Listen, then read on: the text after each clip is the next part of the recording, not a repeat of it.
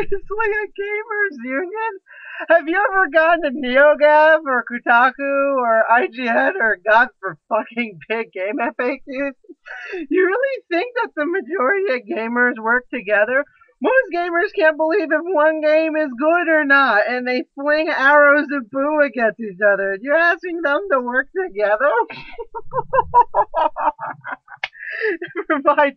I knew it was gonna be from a white guy, because like this problem of oh my god, the consumer and stuff is so white.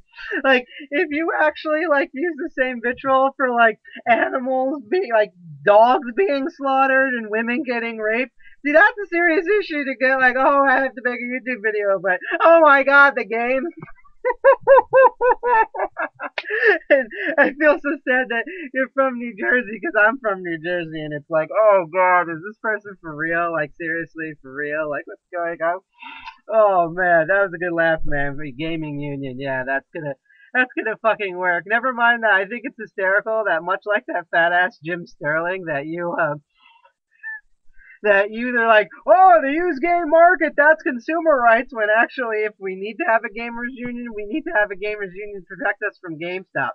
Because the only reason why companies do this bullshit of putting in tabs and shit is because the GameStop has the market down, so the developers don't get any money, and then they just abuse their employees, and the high ups just suck up everything, and that's why they're a giant oligarchy. It's just, and here's the other thing too that makes this hysterical.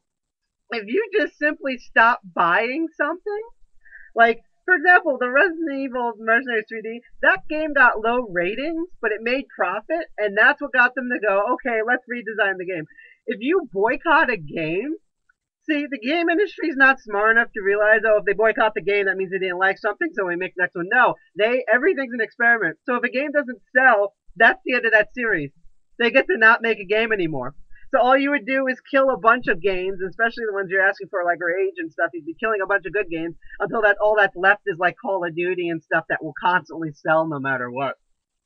Oh man. Or like if you really want a union, you really need to like develop an actual game developers union that would protect against the abuses of coders and employees in their industry. But the idea of a gamer community union to protect us because obviously we can't make up our own minds and we don't understand what reviews are. Oh god, that's classic. That really shows that 8th generation suck. Although I do agree with you that you're right. The problem is that the consumers are the problem with the 8th generation. It's the companies reacting to the consumers are, but you're part of the problem.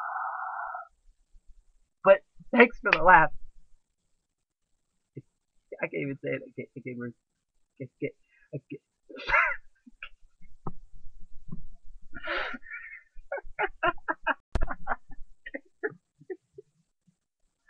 Oh god. Oh man, I'm sure this is the same guy that wants like hollow decks or some shit when like we can't even get a fucking computer to run decently. Never mind that the PC gaming thing that Cat has is completely full of DRM and shit, and the same problems that Rage is gonna have them on all versions, including PC. In fact, the problem with mine is because Steam went offline. I couldn't use any games on my PC because it's like they're on the server, so I try to buy hardware wise, but hey, that's what goes on. So you pick and choose your battles. With I can imagine what that would go like. Just seeing the Microsoft, Sony, and Nintendo people trying to sit together and talk would be hysterical. Like, oh my god, oh my god, it would be like a million Jim Sterling, and that. Well, actually, I was gonna say the thick glasses guy from IGN who looks like a total fucking douchebag hipster, but that's everyone at IGN. So, okay, I'm